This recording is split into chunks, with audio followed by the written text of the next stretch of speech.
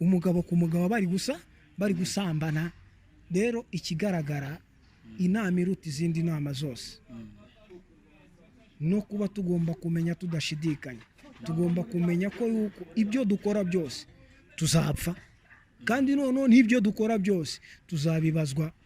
Kuko uriya muvandimwe twajyanye bigeze kumubwira ati genda umubaze ibyifuzo bye, sinzabyibagirwa wallahi. Kugira ati baba batigenda umubaze ibyifuzo bye kugira ngo nemere imyumvire yabo. Wallahi nabatse kwastere ebyiri mbaka niki mbaka na studio ya miliyoni 25 z'amadolari. Studio y'umuziki kuko urumva nyine nari ndi umuririmbyi. Ebana jamu ko mbimubwira ari kubyandika. Ebana ararangije wallahi umutima warandiye ndugu yangu, umutima warandiye nahise nekereza ndavuga ati ibi bintu nsabye aba bantu ntago bazabibura. Nahise nekereza ndavuga ati inganda zose zikora imodokari ni izabo, izi modokari ntago nzazibura. Aya mafaranga natse kaka gaciro k'iyi studio ntago nzayabura no mafaranga kuko banke zose zo ku isi ni izabo. Nitanekereza ndavuga ati ariko condition izazimeze gute. Nyitekereza kuri condition wallahi nahise ngenda mpita mfata kaga karine yanditsemo inuza ibyifuzo byanjye, nkuramo rwa rupapuro wallahi ndarufata ndaruhekenya mpita ndujugunya.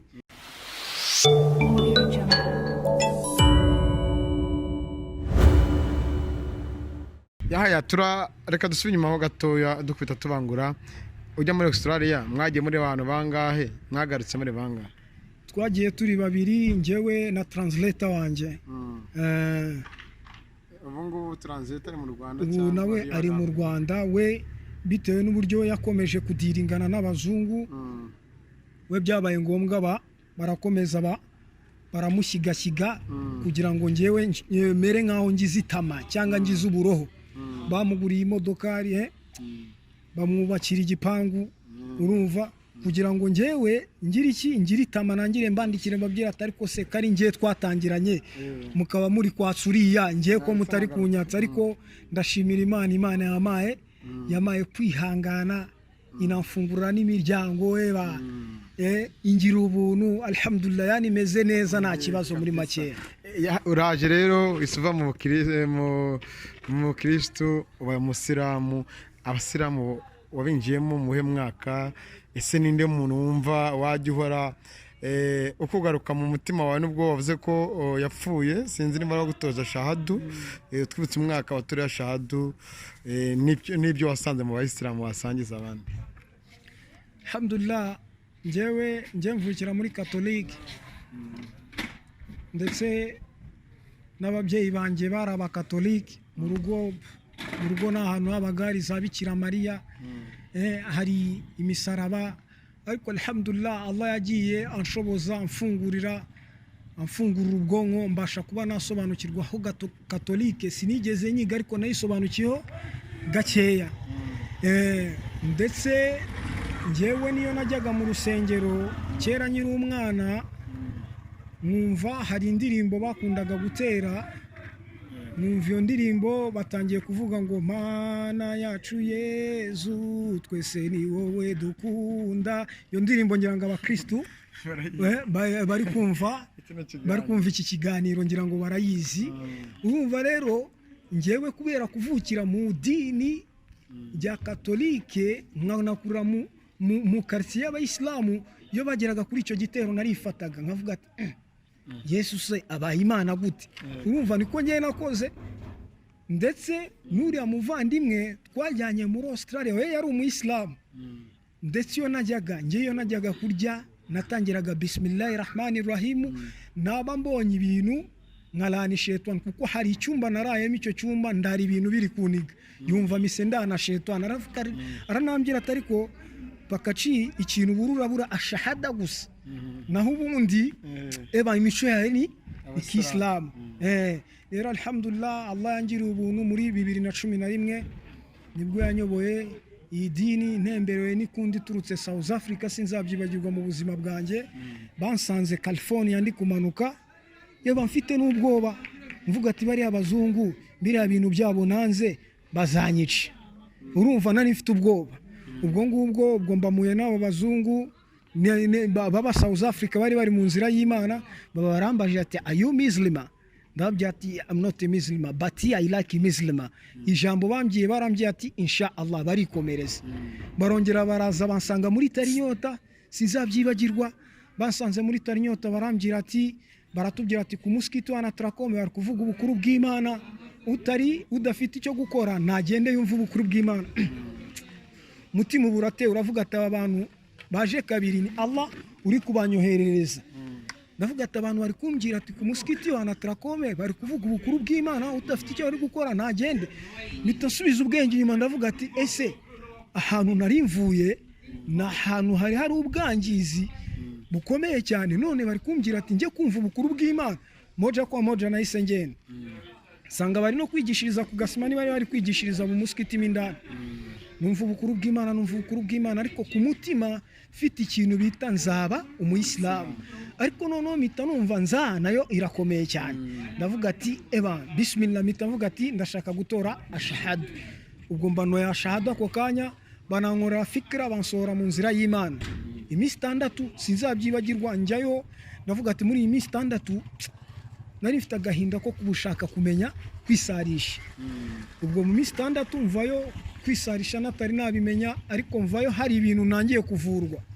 Niba mvuye muri Australia mfite ubwoba bwo ko bari abazungu bazanyica, kuko nabonye ibyaba ariko sinabyemeye, mfite ubwoba ko bazanyica.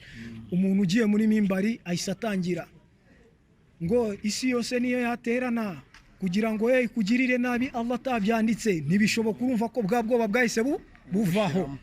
Narongera ngo isi yose niyo yaterana kugira ngo we ukire Allah atabyanditse kukira, ntibishoboka. Mpita numva ninjye bari kubyira, nari ndi kumwe n'abamiliyaderi n'abantu bana bibikomerezwa, ariko kubera ko Allah atanditse ku bukire bwanjye buri hariya ntibishoboka. Kuko uriya muvandimwe twajyanye bigeze kumubwira ati genda umubaze ibyifuzo bye, sinzabyibagirwa wallahi. Kunyanga ati baba tugenda umubaze ibyifuzo bye kugira ngo nemere imyumvire yabo. Wallahi nabatse kwa stere ebyiri mbaka niki mbaka na studio ya miliyoni 25 z'amadolari. Studio y'umuziki, kuko urumva nyine nari ndi umuririmbyi.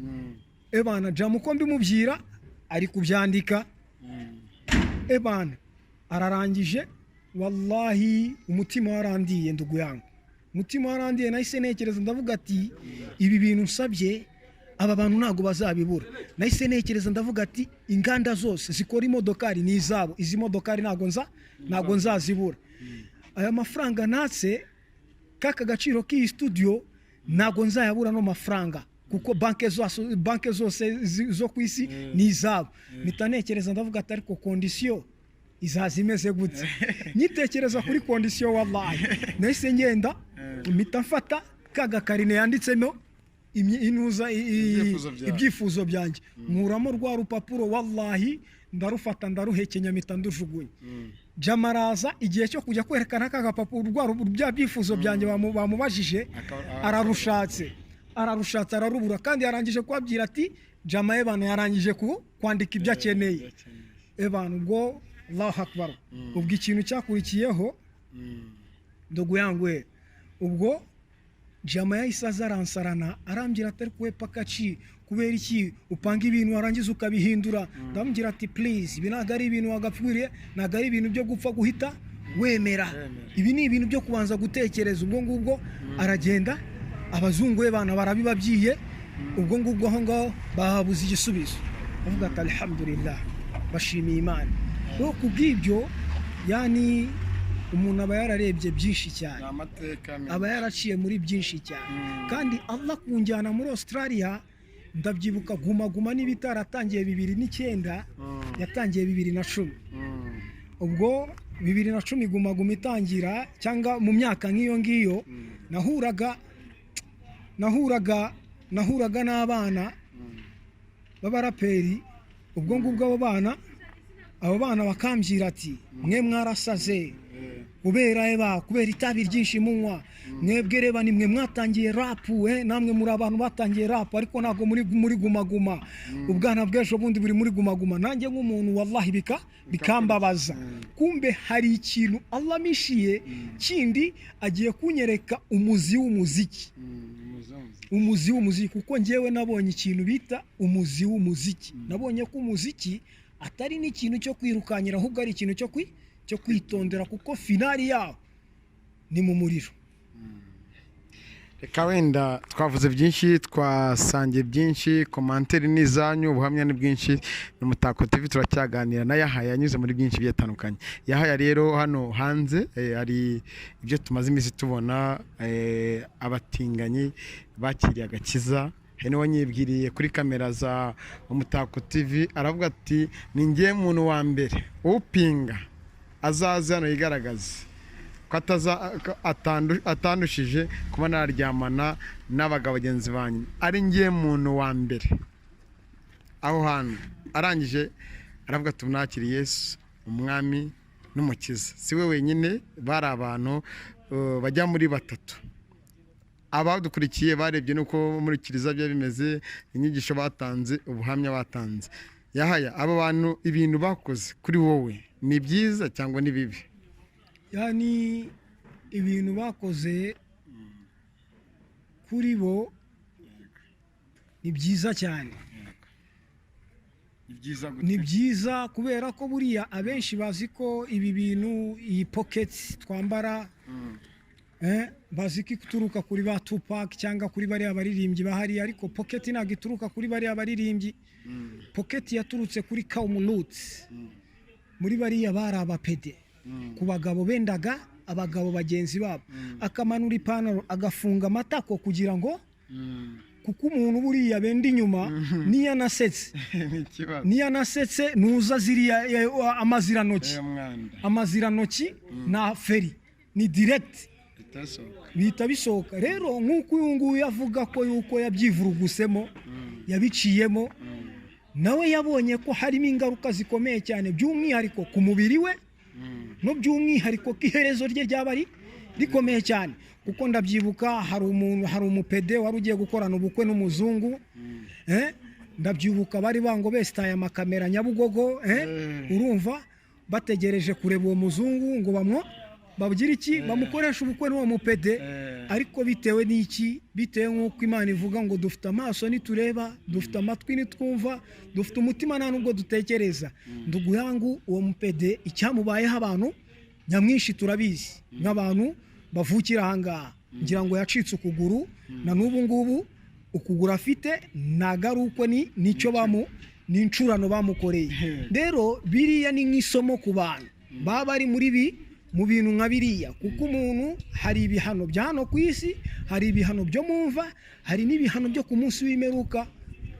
Rero bitagutangaza umuntu uba uri muri ubwo bwangizi azahura n'ibihano hano ku isi agahura n'ibihano mumva agahura n'ibihano ku munsi w'imperuka kubera ubwangizi bwakora azabu dunia firahe. Asante sana.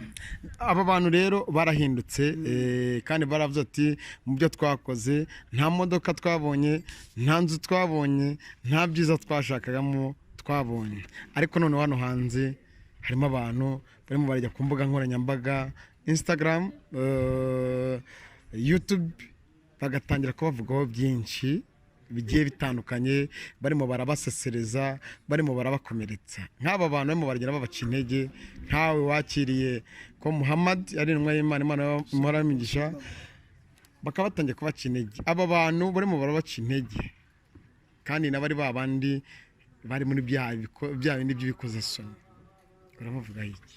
Ikigaragara wenda ngarutseho gatoya ngiye nyiri muri Australia hari abanyarwanda nahuye nabo barambwira ati we nuramuka uvuza abapede nabi bazakwica kandi noneho kariya ni agatsiko gafite amafaranga menshi cyane ku isi ni agatsiko gakize ku isi urumva. Rero ikigaragara twebwe ibyo tubona ku maso yacu tukabona ko ari byo byubahitse nibyo bisuzuguritse imbere y'Imana n'ibyo tubona ku maso yacu tukabona ko ari byo bisuzuguritse nibyo byubahitse imbere y'Imana. Ushobora kubona imodoka ukabona ko ariyo yubahitse, ukabona ko yuko we wakemera ukaheba ubuzima bwawe ukajya muri ibyo ngibyo kugira ngo ubone iyo modokari cyangwa ubone iyo nzu.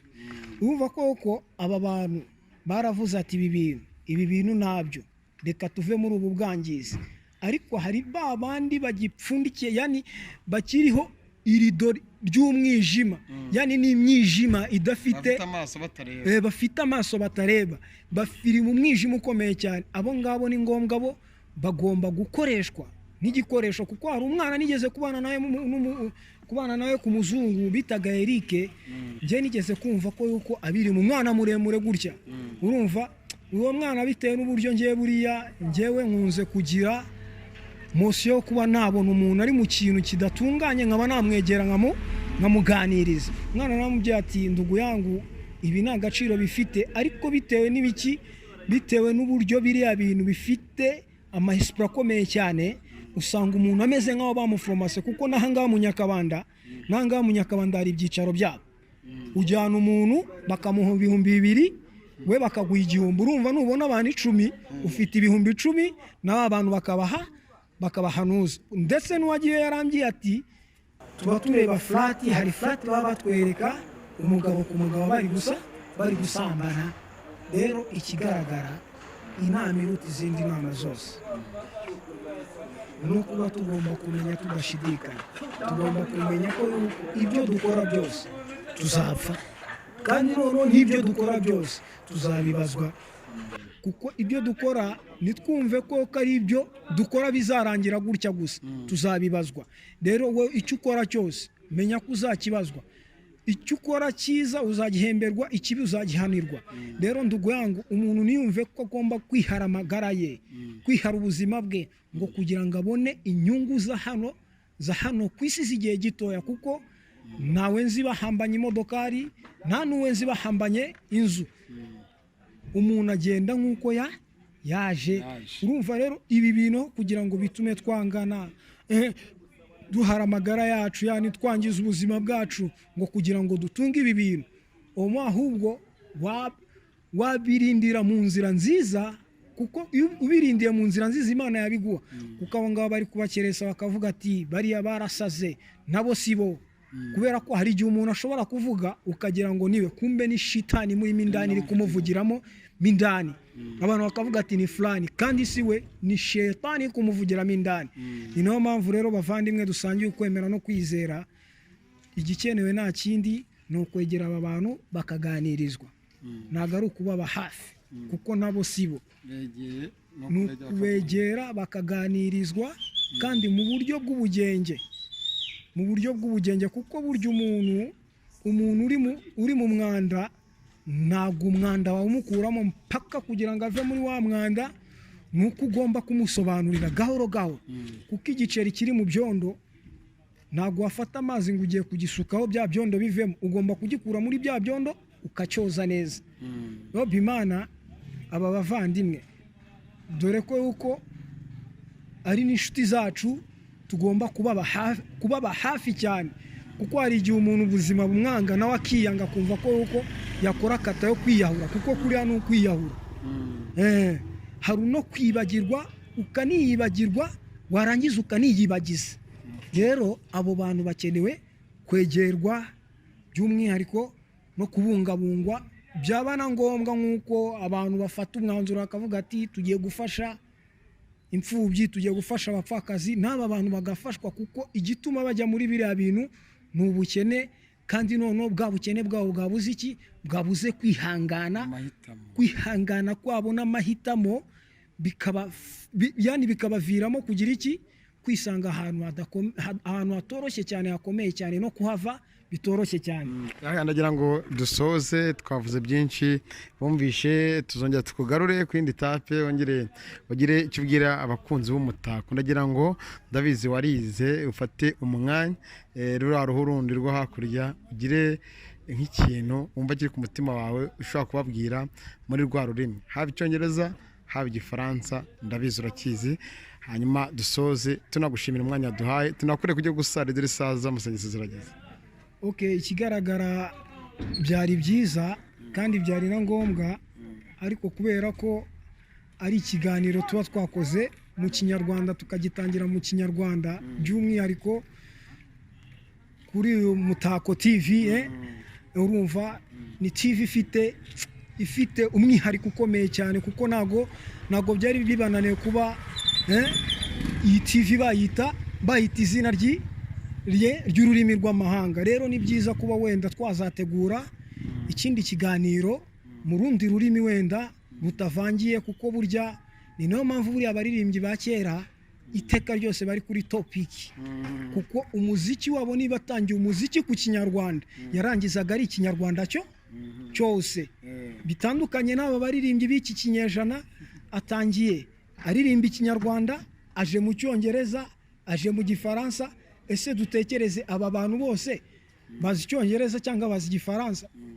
Bimana niba watangiye indirimbo mu kinyarwanda ririmba ikinyarwanda yose, ni naba watangiye n'indirimbo mu cyongereza ririmba icyongereza, kugira ngo babandi ushaka ko bakumva bazakumva. Rero nkumva nabasaba n'abagoye ko yuko wenda ku bushobozi bw'Imana twazicara tukaganira kuri icyo kiganiro kindi cy'urundi rurimi, wenda ku buryo bo bazabyumva mu buryo bunogeye, apana muri ubu buryo bwo kuba twabavanga, kuko bo barabizi n'ibyo bakora barabizi, kandi noneho bo bari muri kata yo kuba bayobya abandi, kuko burya umuntu wayobye ntabwo yifuza ko aba bantu bayoboka, ahubwo yifuza ko n'abandi bayoba.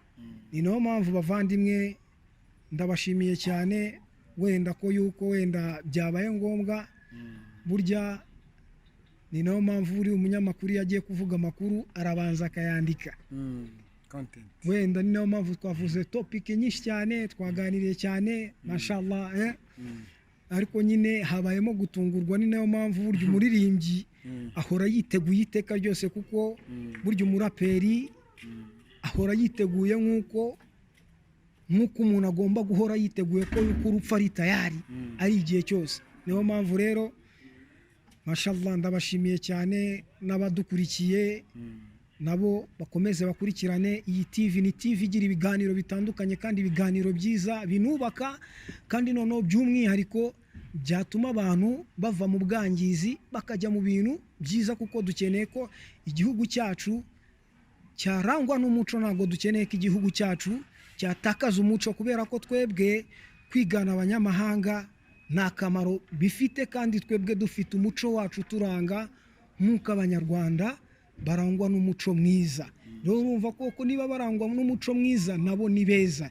Rero twebwe tugaragaze wa muco mwiza, tugaragaze na bwa bwiza bwacu, twirinde kwisananisha n'abantu batuma tugwa ahantu hakomeye cyane tutakikura, kuko nk'uko imigani yagiye ivugwa ngo Imana yirirwa ahandi igataha i Rwanda. Urumva iyo ni imigani yabo bavugaga, ariko niyo mpamvu bavuga ngo umugani ugana akariho. Rero ibiriho twese dufite amaso turi kubireba, ikigaragara ubwangizi buri kwiyongera umunsi ku wundi. Amasegonda make, ikintu kigomba gukorwa, abaririmbyi bafite akazi gakomeye cyane, baririmba ibishego nyine. Urabona nk'uriya njya numva uburyo ngo baririmba ngo sinzi gare, numva uriya harya bamwita ngo uriya Biso n'Isumeredi, nkareba muri clip ye, nkareba ubwangiza ari kwerekana, biteye agahinda bavandimwe. Ntago ari n'ibintu mu muco wa kinyarwanda, biriya ntago bibamo. Nta kuntu umunyarwandakazi yakwiriye kwambara kuriya. Iyi televiziyo izarebwa n'umwana mutoya, irebwe n'umukecuru, irebwe n'umusaza. Rero mbwira, ese wowe ukorera shitani? Tubimenye niba akorera shitani azabitangaze, avuga ati nge nkorera shitani, kuko ikigaragara ari gupresenta imigenzo ya shitani, kandi shitani ikunda umuntu uyikorera itamuhemba. Niba imuhemba ubwo urumva afite na kondisiyo yahawe. Rero twebwe nk'abaraperi ndugu yangu, ahubwo bibaye byiza kuba wenda mbitekereje nk'abaraperi, ndugu yangu ndakubyiza ukuri, nabyo bintu ngiye biri kuntera agahinda, bikaba byamba n'impamvu yo kuba ngiye nagaruka muri game, kuko ikigaragara ubwangizi buri kwiyongera umunsi ku wundi, kandi noneho hari ngo abaririmbyi bakwiriye kugira iki, kuba bahagarika ubwo bwangizi bari gukora iki uretse gupresenta ibintu by'ubusambanyi, abakobwa bambara nabi, sinziye bana, ibintu ngo byinuza ngo niba yani ibintu ngo bya tokeni, tekereza ngo ibintu by'abanamba. Ese ni nayo mpamvu ibintu byabo n'agaciro bifite nta n'agaciro bigira, ahubwo bifitiye agaciro babatinganye twavugaga, bikagira agaciro za ndaya tuvuga, bikagira agaciro n'ababangizi n'abandi bafata abana ku ngufu. Rero ni nayo mpamvu ahubwo ikintu usaba leta yacu y'u Rwanda, ndayisaba ko yuko yashishikariza aba baririmbyi, byaba na ngombwa ikazanabicaza ikabaganiriza, kuko abana bari kwangirika umunsi kundi, kandi noneho bari kwangiza n'aba baririmbyi bari gucisha indirimbo, bari gucisha abakobwa bambaye ubusambanyi.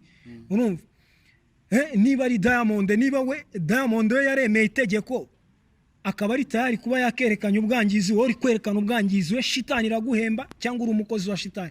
Ni nayo mpamvu maniga bibaye ngombwa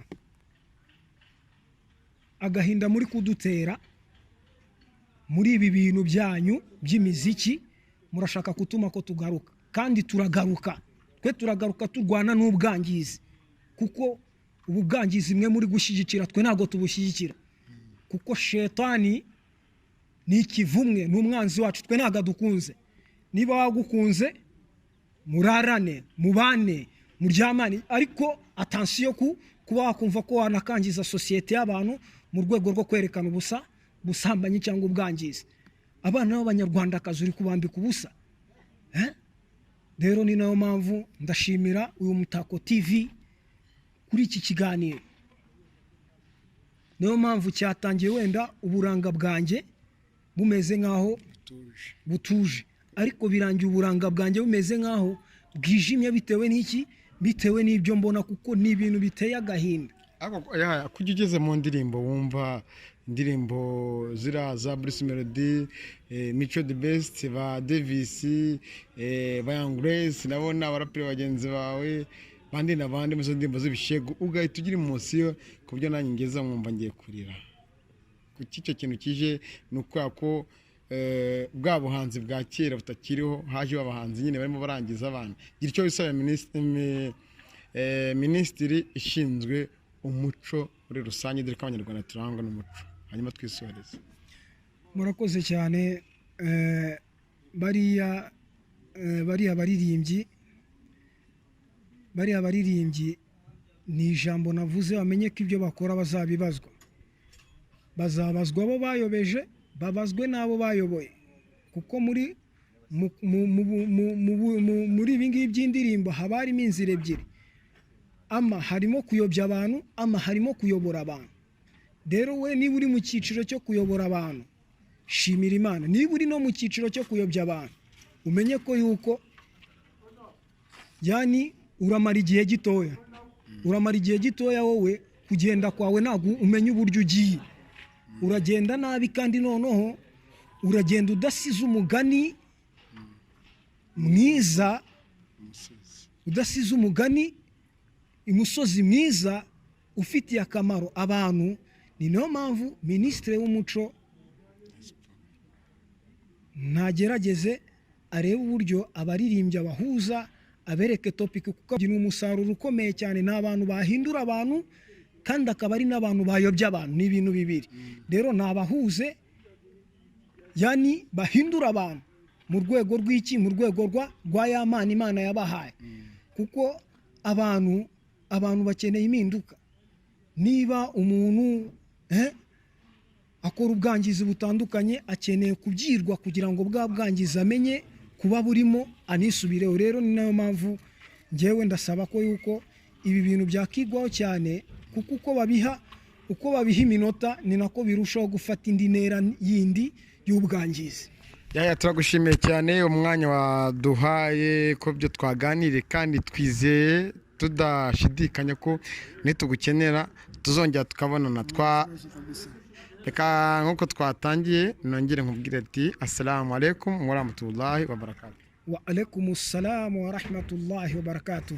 ni kumwifuriza amahoro n'imigisha biva ku Uwiteka subhanahu wa ta'ala. Imana imuha amahoro imigisha Muhammad we nabiwe n'abasanyane namukurikina bazakomeza kumukiza ku munsi meruka.